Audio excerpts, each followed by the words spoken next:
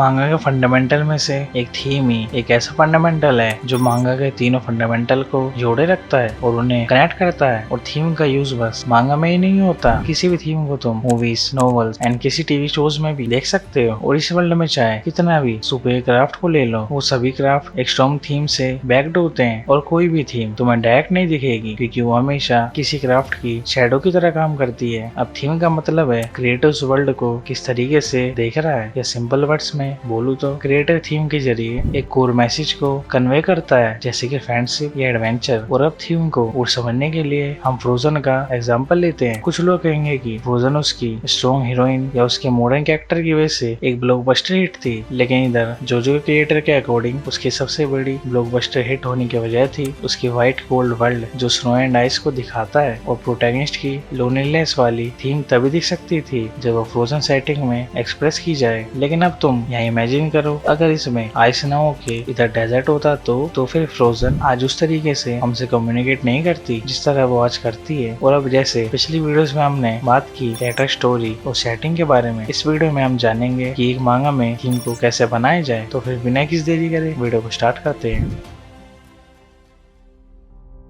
अब जैसे मैंने पहले बताया, थीम का सिंपल वर्ड्स में मतलब है एक क्रिएटर उस वर्ल्ड को कैसे दिखाता है और उसके लिए कौन सा तरीका एक आइडियल कहलाया जाएगा। और बस आइडियल तरीके से ही एक मांगा का अपने वर्ल्ड को दिखा पाता है। फॉर एग्जाम्पल कोचिकामे की कंसिस्टेंट थीम एक चाइल्डिश पुलिसमैन की एवरीडे लाइफ में वो शोर को दिखाता है। एंड इसलिए तुमने देखा होगा हमेशा मांगा का योशु को उन्हें एडवेंचर पे भेजते थे जब वो अपने ड्यूटी कर रहे होते थे। और ऐसा उनके मांगा का इसलिए करते थे क्योंकि उस टाइम पे एडवेंचर मांगा पॉपुलर चल रही थी और इसलिए कभी कभी रियो-सान अपने पुलिस वाले मेंबर्स के साथ ही वेकेशन पे जाते थे। और लेकिन फिर भी उनकी स्टोरीज एवरीडे लाइफ पे बेस हुआ करते थे जो आज भी कंसिस्टेंट थी, जिसका मतलब है कोचिकामे की कंसिस्टेंट थीम की वजह से कोचिकामे डेकेड तक पॉपुलर रहा था और चल रहा था। और लेट्स से तुम्हें सोकर मांगा बनानी है और तुम्हारी थीम है फ्रेंडशिप, जो कि अब तुम्हें इधर ये दिखाना है कि तुम्हारी फ्रेंडशिप यंगर प्लेयर्स के साथ कैसी है। पर तब भी तुम्हारी मांगा उतनी पॉपुलर नहीं होगी जितना कि तुमने सोचा था। और अब आके इधर हमें बताते हैं कि तुम्हारी मांगा फेल होने के बाद तुम्हारा एडिटर आके बोलेगा कि अभी जो पॉपुलर है वो क्रिएट करो, और अभी कॉम्प्लेक्स होकर स्ट्रेटजीज पॉपुलर चल रही है तो तुम्हें ऐसी कुछ मांगा बनानी चाहिए। अब कहीं ना कहीं इनके एडिटर की बात सही है, जो ट्रेंड में है उसी के ऊपर मांगा की थीम क्रिएट करो। और अगर बस तुमने अपनी मांगा की थीम फ्रेंडशिप के ऊपर क्रिएट करी और वो सही से अरेंज या सही तरीके से पोर्ट्री नहीं हो पाई तो तुम्हारी मांगा फेल हो जाएगी। तो इसका मतलब ये है कि बस तुम फ्रेंडशिप थीम के ऊपर मांगा क्रिएट मत करो, तुम वो भी क्रिएट कर सकते हो जो ट्रेंड में है या फिर जो तुम्हारी मांगा के हिसाब से सही रहेगा। और अब तुम्हें इस सिचुएशन में ध्यान से सोचना होगा कि तुम्हें ड्रॉ क्या करना है। फॉर एग्जांपल, अगर तुम फ्रेंडशिप के ऊपर मांगा बनाओ या शो स्ट्रेटजी के ऊपर या जिसके ऊपर भी बनाओ, तुम्हारी थीम तुम्हारे हार्ट में बसनी चाहिए। और तुम मानो या ना मानो, तुम्हारे बिलीफ ही ये डिसाइड करेगा कि तुम्हारी मांगा की थीम कितनी सक्सेसफुल होगी। अब ये उनके लिए डिफिकल्ट है जिसके पास किसी चीज का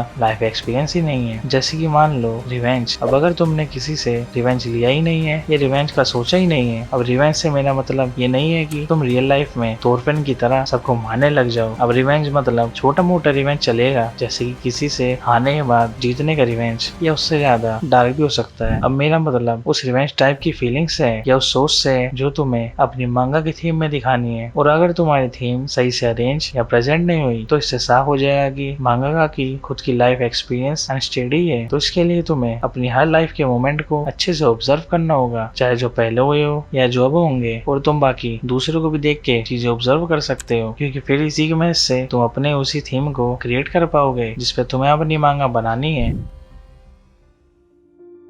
अब सभी के वे ऑफ थिंकिंग टाइम के साथ बदलती है और टाइम के साथ साथ मांगा की थीम का गोल तो वही होता है, लेकिन उनके थॉट्स कुछ चीजों को लेके बदलते हैं जो हमें कई बार मांगा के कई सिचुएशन में दिखते भी हैं। और फिर इसलिए कई बार बहुत से ऑथर का गोल तो सेम होंगे लेकिन उनके पॉइंट ऑफ व्यू डिफरेंट होते हैं, और फिर एज अ रिजल्ट एक थीम डिफरेंट फॉर्म लेने लग जाती है। जैसे कि मांगा को पुलिस करप्शन को पोर्ट्रे करना है तो कुछ टाइम बाद तक तो वो हमेशा या तो डायरेक्ट फॉर्म लेगी, यानी जैसा है वैसा ही रहेगा, या फिर उसमें फिर एक करप्ट ऑर्गेनाइजेशन में फ्रेंडशिप डेवलप हो जाएगी। फिर आगे उसकी वजह से एक फ्रेंडशिप थीम के साथ साथ हमें उस मांगा की अगलीनेस भी दिखती है, या फिर वो मांगा किसी और डायरेक्शन में भी उधर जा सकती है। फॉर एग्जाम्पल, मांगा को इरोटिक मांगा बनानी है, अब उस मांगा पे डिपेंड करता है उसके लिए क्या इरोटिक है, जैसे कैसा टाइप का फेस या फिगर सही रहेगा जिसे देख के इरोटिक वाली फील आए, उसके बिहेवियर कैसे होना चाहिए, गेजेस कैसे होने चाहिए, फुल ऑफ लाइफ होना चाहिए या नहीं, या फुल फिगर होने चाहिए, या फिर वो स्किनी हो या रेडियंट स्किन हो। अब तुमने इधर देख लिया होगा कि किस तरीके से एक मांगा का इरोटिक चीजों को डिसाइड करके एक इरोटिक मांगा बना पाते हैं, और ये सभी चीज आर्ट से कनेक्टेड है, क्योंकि ये सवालों के जवाब देने के बाद ही एक मांगा का किसी वुमेन को ड्रॉ कर पाएगा, उनकी लाइंस की थिकनेस को भी डिसाइड कर पाएगा। और कोई भी ड्राइंग बस लाइंस को ही नहीं दिखाता, बल्कि एक ड्राइंग आर्टिस्ट की सबकॉन्शियस थॉट्स को भी रिफ्लेक्ट करता है।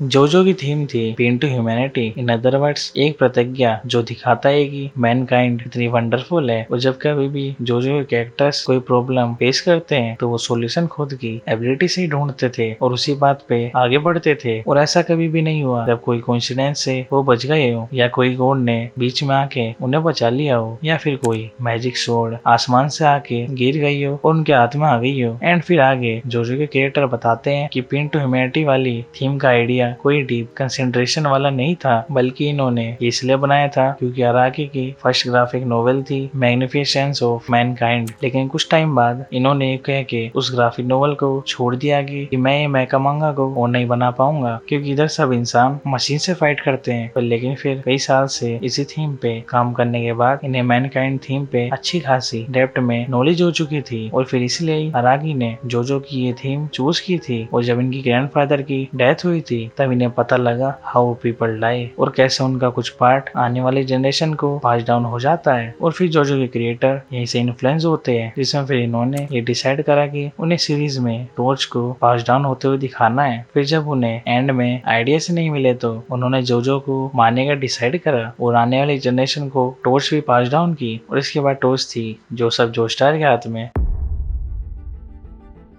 अब लास्ट टॉपिक से पहले हम देखते हैं कोई भी थीम कैसे कैरेक्टर, स्टोरी और सेटिंग को कनेक्ट करती है। अब इधर सबसे पहले आता है तुम्हारा सेंट्रल मैसेज क्या है, या तुम उसमें रीडर्स को क्या बताना चाहते हो, और फिर उसी के बाद तुम डिसाइड करोगे कि तुम्हारी थीम क्या है, जैसे फ्रेंडशिप, रिवेंज, रिडेम्पशन, पावर या जस्टिस। इसके बाद आता है कैरेक्टर्स। अब तुम्हें कैरेक्टर्स की मोटिवेशन, एक्शन और उसकी ग्रोथ को दिखाना है जो तुम्हारी थीम को रिफ्लेक्ट करे। जैसे कि रिडेम्पशन, तो तुम्हें ऐसे कैरेक्टर को दिखाना होगा जिसके पहले एक्शन बुरे हो, जिसकी वजह से वो आज ऐसा बना, और फिर ऐसे टाइप की मोटिवेशन भी दिखानी होगी जिसकी वजह से अब वो अटोनमेंट की राह पे चलेगा और आगे बढ़ेगा। अब तुम उसी थीम में अलग अलग कैरेक्टर्स के अलग अलग व्यू पॉइंट्स भी दिखा सकते हो, जैसे किसी का बिलीफ है जस्टिस तो दूसरे का है रिवेंज। अब इसके बाद वर्ल्ड बिल्डिंग या सेटिंग आता है, जिसमें तुम्हें ऐसा वर्ल्ड क्रिएट करना होगा जो तुम्हारी थीम को एम्पलीफाई करे, जैसे कि मैंने शुरू में रोजाना का एग्जाम्पल लिया था, और या तुम इसमें किसी भी कल्चर एलिमेंट्स को ऐड कर सकते हो जो तुम्हारी थीम को सपोर्ट करे। अब इसके बाद स्टोरी को देखते हैं। अब तुम्हें स्टोरी में ऐसे इवेंट्स को दिखाना होगा जो तुम्हारी थीम को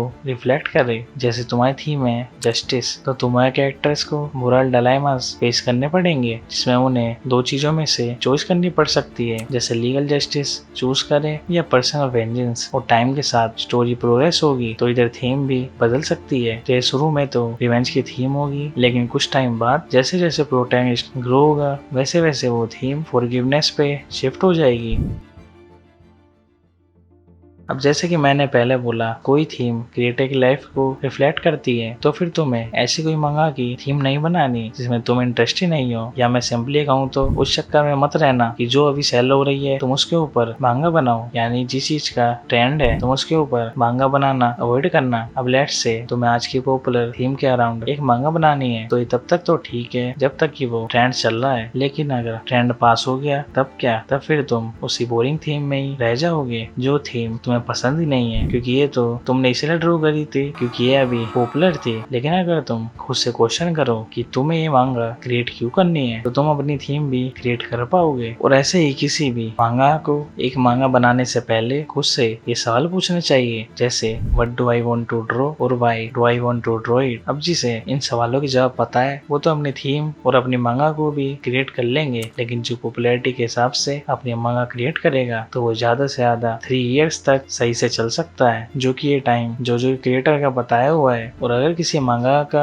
ये डिजायर है कि बस उनकी मांगा हिट हो और उसके बाद फिर उन्हें एक लार्ज ऑडियंस भी मिल जाए, जो कि अगर ये हो जाता है तो फिर वहीं क्रिएटर का एम्बिशंस भी पूरा हो जाएगा, जो कि अच्छी बात है। लेकिन फिर उसके बाद तुम्हारा पैशन कम हो जाएगा और तुम्हारी मांगा डेड एंड पे आ जाएगी। लेकिन तुम बोलोगे यार ये तो सभी मांगा का डिजायर होता है, वो भी तो चाहते होंगे कि उनकी मांगा भी हिट हो जाए, उन्हें भी एक लार्ज ऑडियंस पसंद करे, तो फिर मांगा डेड एंड पे कैसे आ जाएगी। देखो सभी मांगा आर्टिस्ट चाहते हैं उनकी मांगा हिट हो, लेकिन उनका ये रियल डिजायर नहीं होता। उनका रियल डिजायर होता है वो ऐसी मांगा क्रिएट करे जिसे वो बनाते वक्त खुद खुश हो और अपने आप को टाइम पे चैलेंज करे, और ऐसे वर्ल्ड भी क्रिएट करे जो मांगा आर्टिस्ट खुद चाहते हैं, क्योंकि उनका रियल डिजायर उनकी पसंद की मांगा ड्रॉ करने का है। और अगर हिट होती भी है तो ठीक है, नहीं तो कोई बात नहीं, क्या पता अगली मांगा लोगों को पसंद आए। और अब ऐसे ही कुछ मेंटेलिटी से एक मांगा का अपनी मांगा को ड्रॉ करते हैं। और भाई अगर तुम्हें बस कुछ टाइम के लिए मांगा का बने रहना है तो तुम पॉपुलर थीम को